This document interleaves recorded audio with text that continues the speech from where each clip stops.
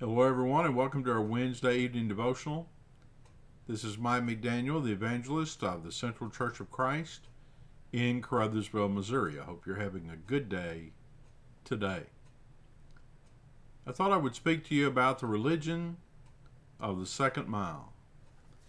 I read to you the words of Jesus from Matthew 5:41 through 48, where he said, "And whosoever shall compel thee to go a mile, go with him twain. Give to him that asketh thee, and from him that would borrow thee, turn not thou away. Ye have heard that it hath been said, Thou shalt love thy neighbor and hate thine enemy. But I say unto you, love your enemies, bless them that curse you, do good to them that hate you, and pray for them which despitefully use you and persecute you, that ye may be the children of your Father which is in heaven.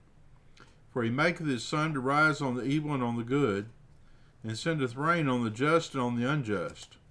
For if we love them which love you, what reward have ye? Do not even the publicans the same?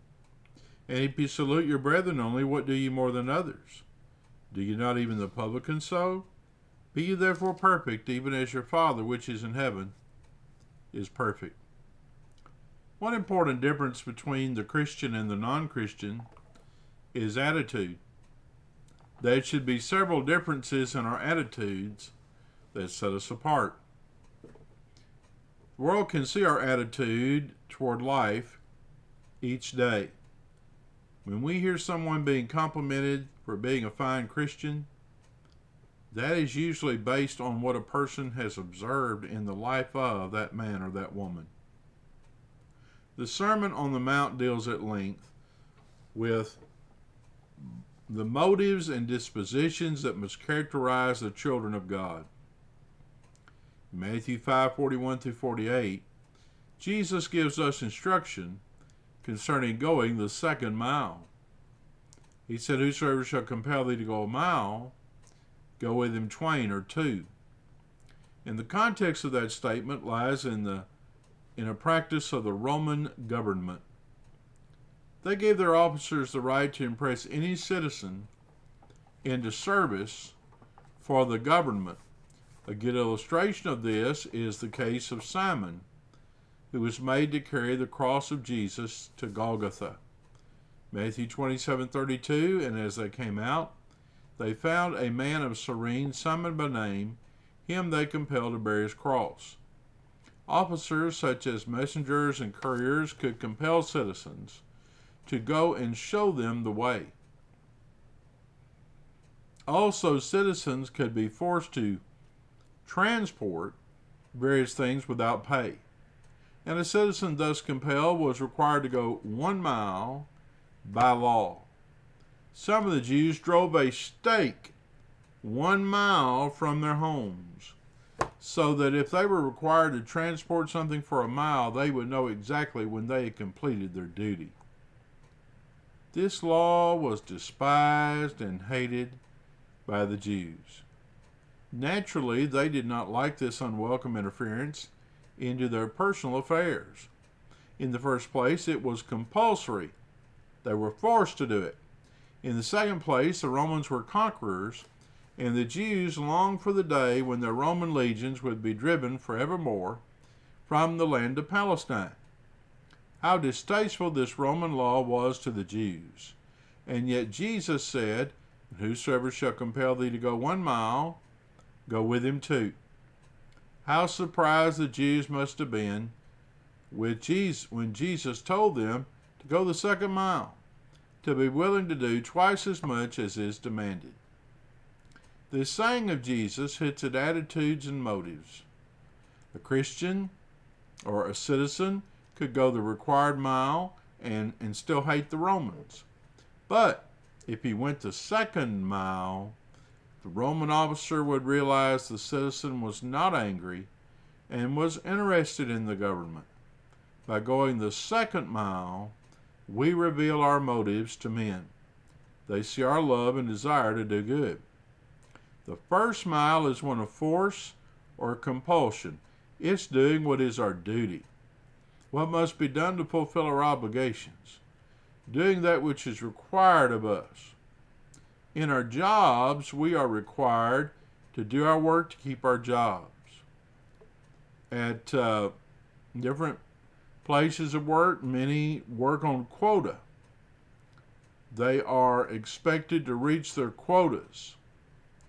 At a factory, you have a certain amount to do to make production, they say. In our private relationships with other people, we have certain obligations we must perform and maintain in order to remain in those relationships. We want friends and need friends, so we speak to people to try and make friends. We have family obligations. All of these things, however, only meet the minimum requirements. They are obligations, duties, and responsibilities that we must meet. These things are the first mile. What would be thought of a man who, in budgeting his money to spend on his wife and children, measured it out to the very last penny necessary to sustain their physical existence and spent not a penny more? Wasn't that the attitude of many people in the church? Is not this the basis on which many of us determine the amount of activity we're going to engage in the work of the Lord? Are not we content to do only what we absolutely have to do in order to be saved and no more? And certainly some have that very attitude of doing only that which is required of them, meeting the minimum and nothing more. Some want to do just enough to get them to heaven and no more. And the emphasis is on them, and it's on self. I want God to save me. I want God to bless me. I want to be on that church roll. I want the brethren to edify me and visit me and see to my needs. I want. But I only want to do what I have to do. The attitude of many is, I went the first mile. Why do more? You take the matter of attendance, for example, that we talked about recently. There are those that hold to the view that there's but one essential service of the church, the meeting in which the Lord's Supper is served. And proceeding on that false assumption that that alone is required, they attend that and do not bother to concern themselves with any other church activities or any other services, having the satisfying feeling that they have gone the required mile, content that they've done only that which is required, and under the assumption that with that exhausts their obligations, they don't attend anything else. Well, even if their assumption that the Lord's Day morning service were the only one that could not be ignored were true, their attitude and their disposition has got to be greatly displeasing to the Lord, whose presence they disregarded other meetings of the church. It's based on a willingness to do and to be satisfied with less than what one can do for the Lord. How worldly and hardened we are when we deliberately plan our lives in such a way as to shortchange our Creator. The Lord addresses this first mile attitude head on in Luke 17:10. He said, So likewise ye, when ye have done all those things which are commanded you, say, We are unprofitable servants.